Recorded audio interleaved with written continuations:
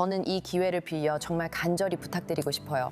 누군가는 무언가를 알고 있을 거예요. 제발 나서주세요. 낸시 거스리 사건에 대한 추가 소식이 있습니다. 먼저 두 번째 쪽지에 대한 더 많은 정보가 있는데 이 쪽지는 아마도 낸시 거스리가 죽었다는 내용을 담고 있는 것으로 보입니다. 암호화폐와 비트코인에 대한 의문점들도 있습니다. 그리고 전직 FBI 요원이 당국이 현관앞 남성을 곧 잡을 수 있을 것이라고 밝혔습니다. 이 이야기를 해보겠습니다. 로엔 클라임이 전해드리는 사이드바에 오신 걸 환영합니다. 저는 제시 웨버입니다. 계속 마음에 남는 사건들이 있습니다. 정말 잊을 수 없는 사건들이죠. 계속 생각이 납니다. 덧붙여 말씀드리면 지난 5개월간 이 사건이 그런 경우였습니다. 낸시 거스리 84세 투데이쇼 앵커 사바나 거스리 어머니는 지난 2월 1일 애리조나 투손 외곽 카탈리나 상기스에 있는 자택에서 실종됐습니다. 현재까지 알려진 사실은 다음과 같습니다. 그녀는 자신의 의사에 반해 끌려갔습니다. 피마 카운티 보안관실과 FBI는 이 점을 분명히 밝혔습니다. 이것은 단순히 길을 잃은 것이 아니었습니다. 건강상의 문제가 있었던 것도 아니었습니다. 이것은 납치로 추정되는 사건이었습니다. 여러분도 그 영상을 보셨을 겁니다. 복면 남자, 초인종 카메라, 총, 입에 문 손전 등 렌즈를 그녀의 정원에 있던 꽃이나 잎사귀로 가리려던 모습까지 정말 소름 끼치고 불안합니다. 이 장면은 오랫동안 기억에 남았습니다. 하지만 이제 질문이 제기됩니다. 그리고 이 질문에 대한 답을 찾는 데 도움을 줄 분과 나중에 함께 이야기해 볼 예정입니다. 그분은 정말 이 분야에 뛰어난 전문가라고 생각합니다. FBI가 이 인물 한 명 또는 여러 명을 특정하는 데 더 가까워지고 있을까요? 이번 주에 인터뷰한 전직 FBI 요원에 따르면 그럴 수도 있다고 합니다. 그래서 그 부분에 대해서는 조금 이따가 더 알아보겠습니다. 그런데 말이죠. 그렇게 많은 영상, 그렇게 많은 관심, FBI에서 제공한 10만 달러의 보상금, 가족이 내건 또 다른 100만 달러의 보상금이 있음에도 불구하고 우리는 여전히 답을 얻지 못했습니다. 용의자도 없고 체포된 사람도 없습니다. 낸시도 없습니다. 우리는 이면에서 무슨 일이 벌어지고 있는지 알지 못합니다. 관심 인물이나 용의자가 있는지도 모르겠고 하지만 지금으로서는 아무런 단서도 보이지 않습니다. 그리고 이번 주에 무슨 일이 있었냐면 새로운 무언가가 나왔습니다. 이로 인해 우리가 이 사건을 바라보는 시각이 달라지게 되었습니다. 그 얘기에 앞서 시간은 잠깐 되돌려야 할 것 같습니다. 여기서는 시간 순서가 특히 중요하며 수사관들이 처음 24시간 동안 무슨 일이 있었는지 말할 때 더욱 그렇습니다. 피마 카운티 보안관실에 따르면 낸시는 1월 31일 밤 딸 애니의 집에서 저녁을 먹은 후 마지막으로 목격됐습니다. 사위가 그녀를 밤 9시 48분에 집에 데려다주고 낸시가 들어가는 걸 봤으며 차고 문은 9시 50분에 닫혔습니다. 다음 날인 2월 1일 친구가 전화했고 낸시는 교회에 오지 않았습니다. 그들은 집에 가보았고 뒷문이 열려 있었으며 현관 계단에는 피가 있었습니다. 나중에 DNA 검사 결과 그 피는 낸시의 것으로 확인되었습니다. 그녀는 어디에도 보이지 않았습니다. 며칠 후 쪽지들이 도착하기 시작합니다. 맞죠? CBS 뉴스와 이 사건을 잘 아는 여러 수사관들에 따르면 낸시가 사라진 지 며칠 만에 초선의 언론사들이 이런 메시지들을 받기 시작했습니다. 2월 2일에 보내진 첫 번째 쪽지는 낸시의 안전한 귀환을 위해 수백만 달러 상당의 비트코인을 요구했습니다. 수사관들이 이를 심각하게 본 이유는 그 쪽지의 세부 정보 수준 때문이었습니다. FBI 책임특별요원 히스 징키는 기자회견에서 이렇게 확인했습니다. 인용하자면 하나는 애플워치에 대해 언급했고 또 하나는 낸시 거스리의 집에 있는 보안 등에 대해 언급했습니다. 그래서 그런 구체적인 내용 때문에 당국이 그 메시지가 진짜라고 믿었습니다. 그런 세부 사항은 낸시를 데려갔거나 그 내용을 알고 있는 사람만 알 수 있으니까요. 나중에 다시 언급할 세부 사항이 있습니다. 법 집행기관이 비트코인 지갑 주소를 받았을 때 돈을 지불할지 아니면 추적할지 결정해야 했습니다. 실제로 그들이 어떻게 했고 이후에 무슨 일이 있었나요? 이번 수사에서 가장 두드러진 부분 중 하나입니다. 곧 이야기하겠습니다. 그러나 사바나와 형제자매들은 2월 7일 직접 납치범에게 답장을 보냈습니다. 그들은 인스타그램의 영상을 올렸고 사바나는 영상에서 어머니를 붙잡고 있는 사람에게 어머니를 돌려보내달라며 간절히 부탁하고 함께 축하할 수 있게 돈을 지불하겠다고 말했습니다. 그리고 두 번째 쪽지가 도착했습니다. 이게 바로 중요한 쪽지입니다. CBS 뉴스에 따르면 그 쪽지는 2월 6일에 보내졌고 첫 번째 쪽지와 동일한 IP 주소에서 온 것으로 알려져 수사관들은 두 쪽지 모두 같은 인물 또는 사람들이 보낸 것이라고 믿게 되었습니다. 하지만 이 메시지는 내용이 완전히 달라 충격적이었습니다.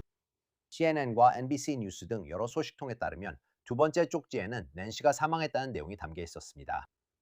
쪽지를 검토한 소식통에 따르면 쪽지에는 그녀의 죽음이 의도된 것이 아니며 납치 직후 사망했다고 적혀 있었습니다. 또한 쪽지에는 그녀가 자연 속에 묻혔다고 적혀 있었다고 합니다. 제 기억엔 그 소식은 에어메일이 먼저 보도한 것 같고 NBC 뉴스도 두 번째 쪽지 내용을 빠르게 다뤘습니다. 어제 투데이쇼에서는 어떤 일이 있었나요? 그 보도 이후에 서베너는 카메라를 향해 직접 말을 했습니다. 그녀는 투데이쇼 진행석에 앉아 있었고 동료들이 그녀를 둘러싸고 있었습니다. 그녀는 울고 있었고 무언가를 아는 사람이 있다면 꼭 나와달라고 간절히 호소했습니다. 하지만 여기 있는 이상 이 기회에 정말 부탁드리고 싶어요. 누군가 꼭 나와주셨으면 해요. 누군가는 무언가를 알고 있을 거예요. 그리고 오늘 이 이야기는 여러분이 주목하는 뉴스일 수 있지만 이건 제 자매가 살아가는 삶이고 제가 살아가는 삶이고 제 오빠가 살아가는 삶이며 저희 가족과 친척들 그리고 우리 아이들이 매일 살아가는 삶이에요. 그리고 우리는 고통 속에 있어요. 그리고 우리는 평온할 수 없어요. 하지만 여기서부터 이상해지기 시작해요. 왜냐하면 여러 매체들이 두 번째 쪽지를 다르게 설명하고 있기 때문이에요. CNN과 CBS는 그 쪽지에 사과가 담겨 있었다고 말했고 한 소식통은 우리는 진심으로 미안하다라는 문구가 포함되어 있었다고 했어요. 하지만 NBC는 이 문제에 정통한 3명의 사람을 인용해서 그 쪽지에는 사과가 전혀 없었고 그녀의 시신은 대가로 돈을 요구하는 내용도 없었다고 보도했어요. 또한 TMZ 창립자 하비 레빈은 받은 쪽지에 낸시의 죽음 언급이 없었다며 이를 공개적으로 반박했어요. 하지만 당국이 그 쪽지들이 진짜인지 확인했는지에 대한 질문에 대해서는 이 녹화 시점까지 FBI나 피마 카운티 보안관실에서 쪽지가 진짜라는 것을 확실히 확인해주는 공식 성명은 없는 것으로 보입니다. 그리고 저는 이 부분을 좀 더 파고들고 싶어요. 만약 이 쪽지들이 진짜고 낸시를 데려간 사람이 보냈다면 우리는 이 쪽지들이 우리에게 무엇을 말하는지 진지하게 고민해야 합니다. 또 이 쪽지들을 추적할 수 있는지도 생각해 봐야 합니다. 한마디 하겠습니다. 저희는 사이드바에서 항상 이 세상의 위험성에 대해 다룹니다. 그런데 저에게 정말 인상 깊었던 것, 그리고 많은 사람들에게 영향을 미친다고 생각하는 것은 바로 데이터 유출 사고의 피해자가 되는 것입니다. 여러분과 사랑하는 사람들이 항상 개인정보 유출 위험에 노출되어 있습니다. 그래서 온라인에서 데이터를 안전하게 지키길 바랍니다. 방법은 다음과 같습니다. 인커그리는 여러분의 정보를 노출시키는 오래된 게시물과 검색 사이트들을 모두 추적해서 찾아내고 그 후에 삭제를 요구합니다. 저도 정말 놀랐습니다. 알고 보니 여러 데이터베이스에 제 정보가 있었고 며칠 만에 인카그니가 그것들을 삭제하고 있었습니다. 설정도 정말 간단합니다. 계정만 만들면 인카그니가 나머지 모든 걸 알아서 해줍니다. 그리고 무제한 요금제의 맞춤 삭제 기능을 이용하면 특정 링크를 제출할 수 있고 그들의 개인정보 전문가가 직접 조사해서 삭제해줍니다. 그들이 당신을 못 찾으면 해를 끼칠 수 없습니다. 아래 링크에서 코드 사이드바로 연간 요금제 60% 할인받으세요. incogni.com/site입니다. 좋아요. 그래서 이 분야의 전문가를 모시고 싶습니다. 그분을 모시게 되어 정말 기쁩니다. 다니엘 브루너 전 FBI 특별요원, 위기관리 전문가, FBI SWAT 전술작전팀 리더, 위기 상황에서의 풍부한 경험을 가지고 있습니다. 다시 한번 다니엘 씨를 이 자리에 모시게 되어 정말 기쁩니다. 이 주제에 대해 이야기해 주셔서 감사합니다. 질문이 정말 많은데요. 두 번째 몸값 요구 쪽지 혹은 두 번째 쪽지부터 시작하고 싶습니다. 그냥 그렇게 부르죠. 여러 매체에서 이 쪽지에 대해 다르게 설명하죠. 어떤 곳은 사과가 있었다고, 어떤 곳은 없었다고 합니다. 잠시 이 버전에 사과가 담겼다고 가정해보고 싶습니다. 만약 그들이 사과를 하면서 낸시 거스리가 죽었고 자연과 함께 묻혔다고 말한다면 그게 그들에 대해 뭔가를 말해주는 거 아닌가요? 그들이 진실을 말하는지는 몰라도 보낸 사람에 대해 뭔가 알 수 있지 않나요? 저도 그렇게 생각해요. 그러니까 있잖아요. 저는 지난 며칠 동안 많이 읽었거든요. 많은 다른 FBI 요원들이 나와서 그들의 의견을 말하고 있어요. 어떻게 뭐랄까 이게 뭘 의미하는지에 대해서요. 그러니까 전통적인 유괴범이란 어떤 사람인지 아시죠? 그들이 사과를 하나요? 그들은 사과하지 않아요. 그리고 들어보세요. 처음부터 이 사건이 2월에 일어났을 때부터 저는 계속해서 이건 정상적인 유괴가 아니라고 말했어요. 이건 일반적인 패턴과 맞지 않아요. 그리고 그건 초인종 카메라 영상이 공개되기 전의 이야기예요. 그 영상에서 수상하게 돌아다니는 그 사람을 볼 수 있죠. 토이스터를 차는 미치도 일반적이지 않았어요. 그 사람은 뭘 하는지 잘 모르는 듯이 돌아다니고 있었죠. 그리고 피가 떨어진 자국도 있었어요. 제 생각에 이 사건은 그러니까 그 사람이 깊이 생각하지 않고 저지른 납치였던 것 같아요. 이건 전문적인 납치 조직의 소행은 아니라고 봅니다. 이건 납치범이 치밀하게 계획한 범행이라고는 생각하지 않습니다. 그래서 그런 맥락에서 보면 일반적인 납치범들이 남기는 쪽지를 신뢰할 수 있다고 생각하지 않습니다. 그리고 제가 말했듯이 일반적인, 그러니까 전문 납치범들은 사과하지 않습니다. 하지만 우리는 여기서 전문 납치범을 상대하고 있는 게 아닙니다. 제 생각에는 우리는 쉽게 돈을 벌 수 있다고 생각한 아마추어들을 상대하고 있는 것 같습니다. 그들은 그녀가 누구인지 몰랐고 그녀의 건강 문제도 몰랐던 것 같습니다. 그들은 그 결과가 어떤 것인지 몰랐던 거죠. 이게 금방 끝날 일이라고 생각했던 것 같습니다. 그래서 그들은 정말로 깊이 생각하지 않았던 것 같아요. 그래서 만약 두 번째 쪽지가 진짜라면 첫 번째와 두 번째 쪽지가 모두 진짜라면 그 길로 한번 가보죠. 두 번째 쪽지가 진짜라면 그들은 내가 실수했어, 미안해 라고 생각했을 거예요. 왜냐하면 전문가가 아니니까요. 그들은 결과를 고려하지 않았어요. 그 입장에서 생각해 보세요. 낸시가 살아 있었는지에 대해 거짓말할 이유가 있을까요? 저는 그걸 사실로 받아들여도 놀라지 않을 것 같아요. 왜냐하면 아시다시피 실종 사건이나 유괴 사건에서는 처음 며칠, 처음 몇 시간이 정말 중요하거든요. 특히 건강이 좋지 않은 84세 여성이라면 그녀가 세상을 떠나도 저는 놀라지 않을 것 같아요. 제 말은 그녀가 약을 제대로 복용하지 않았다는 의문이 있었는데 만약 그녀가 정말 살아있다면 그녀가 죽었다고 거짓말할 이유가 있을까요? 거짓말할 이유는 없어요. 그들이 진심이었다고 생각합니다. 상황을 인지했고 이런 일이 일어나 유감이다는 말로 표현했을 수도 있다고 봐요.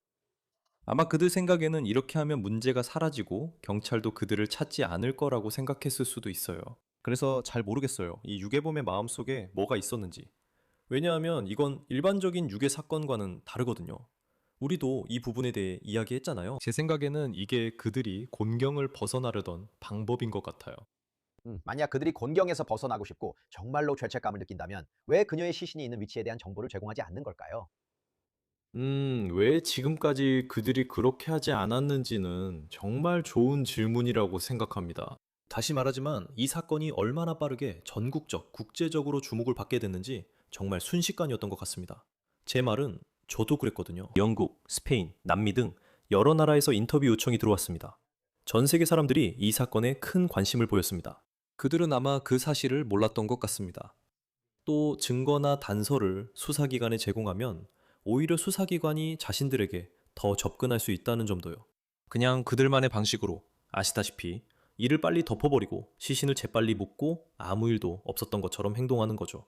알다시피 이런 관점에서 생각해야 합니다. 많은 분들이 자녀가 있는데 아이들이 뭔가를 하고 카운터나 쓰레기 뒤에 오레오 봉지를 숨기고 아무 일 없던 듯 행동하는 것과 비슷하죠. 증거는 사라진 겁니다. 그래서 그게 그들의 사고방식 중 하나일 수도 있다고 생각합니다. 저는 카시파텔이 그 영상을 너무 일찍 공개함으로써 이 문제를 제대로 해결할 수 있는 모든 가능성을 정말 위태롭게 만들었다고 생각합니다. 왜냐면 그때 현관문에 있던 사람들이 이제 모두가 물리적 증거, 즉 배낭, 총 등에 대해 알게 됐다는 것을 알았기 때문입니다. 그래서 그들은 그것들을 없애버렸습니다. 세상에, 이걸 없애야겠다고 생각한 거죠. 그래서 저는 카시파텔이 그의 무능함으로 이 수사를 정말 위태롭게 만들었다고 생각합니다. 또 다른 시각으로 보면 그 정보를 대중에게 공개한 셈이죠. 어쩌면 누군가가 뭔가를 봤을 수도 있죠. 아니요, 그럴 리 없습니다. 절대 아닙니다. 아니요, 아니요. 아니요. 왜냐하면 그게 바로 문제이기 때문입니다. 그들이 그 영상을 입수했어요. 그리고 그 영상이 공개되면서 수사가 완전히 탈선한 이유가 여기 있습니다. 그 영상은 FBI에 의해 입수된 후 곧바로 공개됐습니다. 당신이 만나는 모든 FBI 요원, 모든 수사관, 모든 분석가는 그 영상을 원하고 며칠 동안 분석하고 싶어 할 겁니다. 그들은 그 영상을 철저히 해부하고 싶어 하죠. 그들은 그 배낭과 총이 무엇인지 알고 싶어 하지만 유괴범들에게 그런 단서를 주지 않으려 합니다. 우리가 네가 입고 있었던 것, 뭘 했는지 이 현관에 있었다는 걸 안다고 말하지 않으려는 겁니다. 가장 피해야 할 일은 범죄자들에게 당신이 그들을 쫓고 있다는 사실을 알리는 겁니다. 왜냐하면 그 물리적 증거가 재판에서 엄청나게 중요한 역할을 하기 때문이죠. 그래서 만약 그들이 그 배낭이 무엇인지, 누가 샀는지, 어디서 샀는지 알아낼 수 있었다면, 하지만 우리가 확실히 아는 것은 FBI가 그것을 확보하자마자 바로 공개했다는 사실입니다. 저는 많은 FBI 직원들이 그 영상을 분석하고 싶어 했다는 걸 압니다. 만약 제가 담당 요원이었다면 그 영상을 받아 하나하나 뜯어봤을 것입니다. 그 영상 공개 다음 날을 보셨다면 무슨 일이 있었는지 아실 겁니다. 그들은 현관 밖에 텐트를 설치해 그 인물의 키를 알아내려 분석하고 있었습니다. 그 일은 영상 공개 며칠 전 이미 이루어졌어야 했고 영상은 FBI 분석 후 공개됐어야 했습니다. 그리고 그 영상에서 모든 정보를 얻고 더 이상 얻을 게 없을 때 대중에게 공개해야 합니다. 아니, 맞아요. 제 말은 이 사건에서 체포가 되더라도 변호사가 증거를 충분히 공격할 수 있다고 믿는 분께 말씀하시는 거죠. 제 말은 범죄 현장 오염이 중요하다는 겁니다. 그런데 다시 그 쪽지 얘기로 돌아가고 싶어요. 당국이 그 쪽지를 어떻게 진짜라고 확인했는지, 혹은 첫 번째 쪽지를 보낸 사람과 동일인이라고 믿는 근거가 뭔지 설명해 줄 수 있나요? 첫 번째 쪽지는 몸값 요구와 함께 애플워치 파우치에 대한 중요한 세부 정보가 있었죠. 백라이트도 기억하시죠? 그 쪽지의 세부 정보는 범행 관련자만 알 수 있는 내용으로 보입니다. 당국은 그 쪽지를 어떻게 진짜로 확인하나요? 그리고 여기 두 번째 질문을 드리겠습니다. 발신자를 추적할 방법이 있나요? 같은 IP 주소, 같은 컴퓨터, 프록시 서버에 대한 이야기가 많은 걸로 알고 있습니다. 그렇다면 그 두 쪽지를 어떻게 진위 확인하나요? 이 쪽지들이 같은 쪽에서 보낸 진짜 쪽지라고 가정하면 그들이 누가 보냈는지 어떻게 추적하나요? 네, 물론입니다. 모두 정말 좋은 질문입니다. 그리고 그건 수사팀이 살펴볼 수 있는 부분입니다. IP 주소라든지 이메일이 어디서 오는지 숨기기 위해 가상 사설망, 즉 VPN을 사용하고 있는지 이런 것들을 확인하는 거죠. 이런 것들은 모두 FBI 분석팀, 즉 카트팀이 모든 디지털 증거를 하나하나 분석했을 거라고 확신합니다. 그리고 그들이 해당 계정에 $157 상당의 암호화폐를 입금해서 출금이 이루어지는지 확인했다는 것도 알고 있습니다. 그러면 추가적인 이벤트가 발생할 수 있겠죠? $152어치 비트코인이죠. 죄송합니다. 152 비트코인입니다. 죄송합니다. 네, 152 비트코인을 계정에 입금해서 누가 출금하는지 확인하려고 했던 거죠. 그러면 더 많은 흔적이 남게 되고 더 많은 단서가 생기게 됩니다. 그리고 우리가 했던 일은 흔히 와이어를 건드린다고 표현하는데 이런 상황을 만들어서 용의자들이 반응하도록 유도하는 거죠. 네, 모든 부분이 그렇습니다. 퀀티코에 있는 행동 분석팀, 즉 이런 범죄자들의 심리를 파악하고 그들의 생각을 읽는 전문가들이죠. 분명히 그들도 그것을 보고 같은 언어, 같은 리듬, 같은 표현 습관, 그리고 같은 글쓰기 방식을 알아챘을 겁니다. 말했듯이 모든 것은 한순간에서 다음 순간으로 달라집니다. 그들이 말하는 것은 다른 언어, 다른 어조라는 겁니다.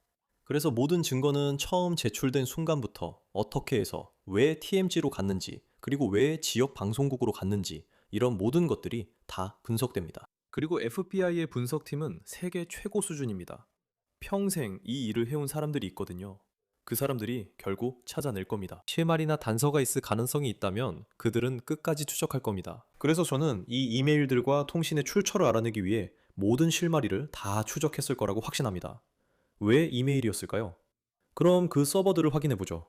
서버로 가봅시다. Gmail이었나요? 그럼 Gmail에 수색 영장을 집행합시다. 그 계정을 살펴보죠. 누가 계정을 만들었는지, 언제 만들어졌는지 확인해 봅시다. 계정을 만든 IP 주소는 무엇이었는지 모든 단서를 이메일과 발신자만 보는 것이 아니라 계정 자체를 살펴보는 겁니다. 누가 계정을 만들었는지, 언제 만들어졌는지, 정확히 어느 시점이었는지, 그리고 계정 생성에 사용된 IP가 어디였는지 확인하는 거죠. 그리고 몇 번이나 접속했는지, 몇 번이나 로그인했는지까지 다 확인했을 겁니다. 모든 것을 다 살펴봤겠죠. 그래서 저는 모든 것이 철저하게 분석됐다고 확신합니다. 아까 말씀하신 내용으로 돌아가서 법 집행기관이 결정을 내려야 했잖아요. 이 지갑을 가지고 어떻게 할지, 어떤 조치를 취할지 고민해야 했죠. 뉴욕 포스트에 따르면 FBI는 그 지갑에 $152 상당 비트코인만 입금했습니다. 원래는 $400만 암호화폐를 요구했으나 $152만 입금된 상태고 그 돈은 아직 건드리지 않았습니다. 왜 그렇게 했다고 생각하세요? 그게 뭔가를 시사한다고 보시나요? 그리고 이런 방식이 실수였다는 기사들도 봤는데 어떻게 생각하세요? 제 생각에는 바로 이 점, 그러니까 언론이 이 사건과 일어난 모든 일에 주목하고 있다는 점이 중요한 것 같습니다. 제 생각엔 납치범들이 그 사실을 알게 된 것 같습니다. 사람들이 추측을 시작하자, 예를 들어 비트코인을 요구한다고 하면 비트코인 전문가들이 나와 송금 후 출금 시 추적이 가능하다고 했죠. 저도 그럴 수 있다고 생각합니다. 그들이 출금하지 않은 이유는 그걸 깨닫지 못했기 때문이라는 점도 고려해야 합니다. 그들은 그냥 아무 흔적도 남지 않는다고 생각했던 거죠. 그리고 아마도 대중 매체를 보거나 관련 기사를 읽으면서 그 사실을 알게 된 거죠. 그래서 은행에서 인질 상황이 벌어지면 언론이 현장에 몰리는 걸 원치 않죠. 경찰이 무엇을 하는지 카메라가 보여주면 범인들이 은행 안에서 볼 수 있기 때문입니다. 이 상황도 마찬가지일 수 있습니다. 그들은 즉석에서 배우면서 이런, 내가 저 비트코인을 인출하면 그들이 나를 추적할 수 있겠구나 라고 생각했을 겁니다. 그건 반드시 고려해야 할 가능성입니다. 아마도 그래서 그들이 이게 결국 나로 이어질 수 있겠구나 라고 생각했을 겁니다. 계속해서 그들, 즉 납치범들이라고 하시는데 여러 명이 있다고 보시나요? 저도 그런 보도를 본 적이 있습니다. 우리가 현관에 있던 그 어설픈 남자가 암호화폐를 이용한 정교한 몸값 요구 계획을 벌이려 했던 같은 인물이라고 믿어야 합니까? 여러 명이 이 일에 관여했을 가능성이 있다고 생각하십니까? 들으세요, 저는. 뉴저지에서 20년 동안 사건 담당 요원으로 일했지만 결코 단정적으로 한 명이다, 10명이다 라고 말하지 않습니다. 그러니까 네. 저는 이렇게 말할 것 같습니다. 제 생각에는 한 명 이상이 연루되었을 가능성이 더 높다고 생각합니다. 한 사람이 이 모든 일을 해냈을 가능성도 있습니다. 가능하긴 합니다. 하지만 저는 이른바 외로운 늑대형 단독범, 그러니까 테러리즘 용어로 말하자면 혼자서 한 사람의 소행일 가능성은 낮다고 생각합니다. 그렇다고 10명이 넘는 조직이 한 일이라고도 생각하지 않습니다. 제 생각에는 이건 한두 명, 많아야 3명 정도가 모여서 이거 꽤 멋진데? 한번 해보자. 금방 돈을 벌 수 있겠어. 라고 생각한 것 같습니다. 하지만 한 사람이 했을 가능성도 있긴 하지만 그럴 확률은 낮다고 생각합니다. 10명이라면 가능성은 낮아요. 낮다고 봅니다. 왜냐하면 만약 대규모 인원이었다면 그중 한 명쯤은 입을 열고 정보를 제공했을 거라고 생각하거든요. 그거 흥미롭지 않나요? 왜냐하면 TMZ에 보내진 쪽지가 한 장이든 여러 장이든 꼭 납치범이나 납치범들로부터 온 게 아니라 정보를 가진 누군가로부터 온 거였으니까요. 그리고 다시 말씀드리자면 저는 이 사건에 대해 계속 읽어왔어요. 어떤 사람들은 그게 관련된 누군가, 어쩌면 공범이거나 친척일 수도 있다고 생각하더라고요. 뭐가 됐든 말이죠. 그리고 그게 바로 정보를 가진 누군가일 수 있겠죠. 그리고 저는 지금 우리가 쪽지에 대해 좀 더 알게 되고 동기에 대해서도 조금 더 알게 되고 있는데 혹시 아직 완전히 조사되지 않은 부분이 있다면 누군가가 정보를 가지고 나올지에 대해 더 조사해야 하지 않을까 궁금합니다. 아시다시피 절대 늦지 않았으니까요. 여러분은 사바나 가트리가 투데이 쇼에서 이렇게 호소한 걸 들으셨을 겁니다. 누군가는 무언가를 알고 있습니다. 분명히 대중이 이 문제에 대한 해답을 가지고 있을 수도 있습니다. 결국 이런 생각이 듭니다. 누군가는 정보를 갖고 있었고 적절한 보상이나 최고의 인센티브를 위해 나설 의향이 있었던 것 같지 않나요? 이 나라에서 해결된 많은 사건들은 주범이 아닌 주변 인물을 추적해 해결된 경우가 많습니다. 저는 멕시코에서 도망자를 잡은 적이 있습니다. 저는 멕시코에서 도망자를 잡았는데 도망자를 직접 쫓은 것이 아니라 미국에 있는 그와 연락하던 사람을 추적했습니다. 그렇게 해서 도망자의 위치를 알아낼 수 있었습니다. 저는 화이티 벌저가 잡히지 않았다는 걸 압니다. 그들은 분명히 찾지 않았습니다. 그의 이름은 보스턴에서 열대의 지명 수배자 명단에 올랐지만 그들은 그의 여성 동료를 쫓았습니다. 그녀를 명단에 올렸죠. 이렇게 화이티 벌저를 잡았습니다. 이후 주목이 덜 가거나 더 실수할 수 있는 2차 목표를 노리고 그들에게 보상을 제안하며 우리는 네가 아니라 주 목표를 쫓고 있다고 말합니다. 그래서 이건 분명히 하나의 전술입니다. 사바나 거슬이나 사바나의 가족들이 발표한 많은 성명들은 그 일을 주도한 가담자들이나 그 일을 조율한 인물들에게 직접적으로 향한 것이 아니었습니다. 그것은 2차 인물들을 겨냥한 것이었고 많은 이들이 그들에게 나와서 이야기해라고 했습니다. 알다시피 주범들은 냉혈한입니다. 그들은 우리가 생각하기에 그들은 전문가처럼 보이지만 실제로는 그들이 직접 나설 사람들이 아닙니다. 그들은 그 일을 하기로 결정한 사람들이죠. 그 일에 끌려 들어온 2차적인 인물들이 있습니다. 어쩌면 그 사람들이 무너져서 약간의 동정심을 느끼고 사바나에게 그 정보를 제공할지도 모릅니다. 다니엘, 아까 동료들이나 전직 동료들, FBI 요원들이 의견을 내는 걸 본다고 말씀하셨죠? 이 부분에 대해 꼭 여쭤보고 싶습니다. 전직 FBI 특별요원 모런 오코넬이 메간 켈리의 라디오 쇼에 출연해서 이렇게 말했습니다. 그들이 현관앞 남성에게 가까워지고 있는 것 같아요. 그들이 현관 앞 남성을 잡으면 모든 것이 한꺼번에 터질 거라고 했습니다. 이제 그녀는 자신의 소식통을 인용하면서 거의 5달 동안 당국을 피해온 이 미스터리한 인물이 곧 체포될 것이라고 75% 확신한다고 말했습니다. 왜 그녀가 그렇게 말했을까요? 그녀가 그렇게 믿게 만든 정보는 무엇일까요? 실제로 좁혀오고 있다는 것은 어떤 의미일까요? 제 말은 그런 생각을 하는 건 좋은 일이지만 저는 그녀가 어떻게 그런 걸 알 수 있었는지, 어떤 근거가 있었는지 궁금합니다. 들으세요. 저는 여기 앉아서 다른 방송에 나가서 그런 발언을 하는 다른 전직자들을 비방하거나 75% 확률로 우리가 그들이 점점 가까워지고 있다고 말하는 그런 이야기를 하지는 않을 겁니다. 그녀는 은퇴한 FBI 요원이라 사건 파일에 접근할 수 없습니다. 저도 마찬가지입니다. 그리고 만약 무슨 이유에서든 그녀가 사건팀과 이야기하고 그들이 그녀에게 정보를 주고 있다면 그건 저에게 매우 놀라운 일일 겁니다. 왜냐하면 FBI 요원으로서 우리는 철저하게 교육받았습니다. 언론과는 절대 이야기하지 말라고요. FBI 요원으로서 대외 홍보팀이 있고 OPA 대외 홍보실이 있고 신뢰합니다 OPR 그리고 절대 언론과 이야기하지 않습니다. 만약 그런 정보가 제공되고 있었다면 사건 담당 요원이 그렇게 경솔하게 그래 우리는 75%좀 왔어 거의 다 됐어 우리가 이거 잡고 있어 라고 말한다는 게 저로서는 매우 놀라울 겁니다. 제 생각에는 이건 그녀의 추측인 것 같습니다. 이건 하나의 가설일 수 있다고 생각합니다. 다시 말씀드리지만 이 모든 것은 제 추측일 뿐이고 저는 직접적인 정보는 가지고 있지 않습니다. 저는 사건 담당 요원으로서 20년 동안 어떻게 일했는지 알고 있습니다. 하지만 그녀의 경력이나 배경에 대해서는 잘 모릅니다. 대부분의 요원들은 승진하며 지휘 체계로 이동합니다. 그녀도 아마 10, 20년간 사건 담당을 하지 않았을 겁니다. 저는 3년간 현장을 떠나 있었습니다. 그래서 현장에서 어떻게 돌아가는지 저는 잘 알고 있습니다. 다시 말하지만 그녀가 왜 그렇게 말했는지 모르겠습니다. 아마 상황이 가까워지고 더 많은 관심을 받는 이미지를 만들기 위함이었을지도 모릅니다. 그녀는 사건 정보에 접근했을 수 있습니다. 사건 담당 요원이 언론과 이야기한다면 정말 충격일 겁니다. 마지막으로 한 가지 더 여쭤보겠습니다. 이건 제가 궁금하고 바랬던 일입니다. 저는 유전계 보학으로 사건이 해결된 사례를 본 적이 있습니다.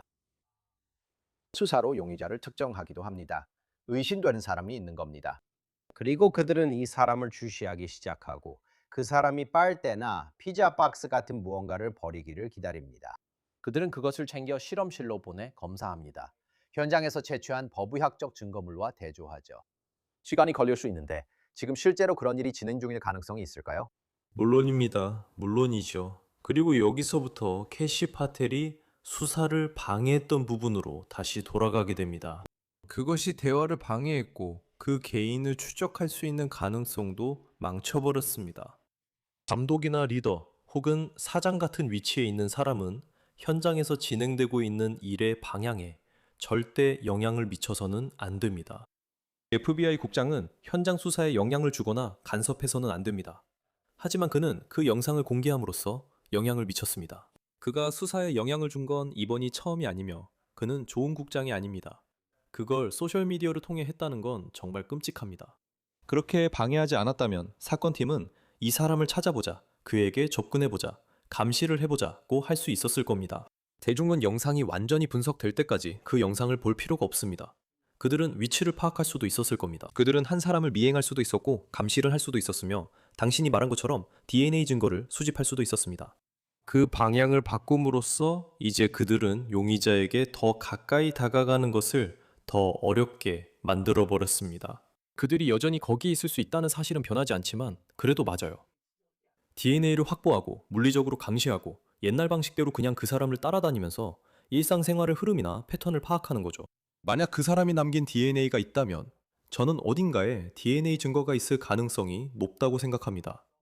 바라건대 그렇겠지만 집 안에서 그 작은 증거를 찾아내는 건 정말 엄청난 일이죠.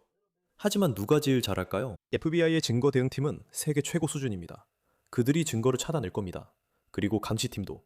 만약 그들이 그 사람에게 가까이 다가가면 DNA를 확보할 수 있기를 바랍니다. 정말 그렇게 되길 바랍니다. 다니엘 브루너 씨, 나와주셔서 감사합니다. 대화 즐거웠어요. 이 이야기를 오래 하고 싶었습니다. 이건 정말 중요한 진전이기 때문에 꼭 다뤄야 했습니다. 시간 내주셔서 정말 감사합니다. 저야말로 영광입니다. 지금까지 사이드바에서 전해드릴 소식은 여기까지입니다. 모두 함께 해주셔서 정말 감사합니다. 그리고 언제나처럼 유튜브, 애플 팟캐스트, 스포티파이 등 팟캐스트를 들을 수 있는 곳에서 구독해주세요. NBC 피콕에서도 시청 가능하며 X와 인스타그램에서 저를 팔로우해주세요. 제시 웨버 라이브는 월요일부터 금요일까지 미국 동부 시간 밤 11시에 방송됩니다. 다음에 또 만나요.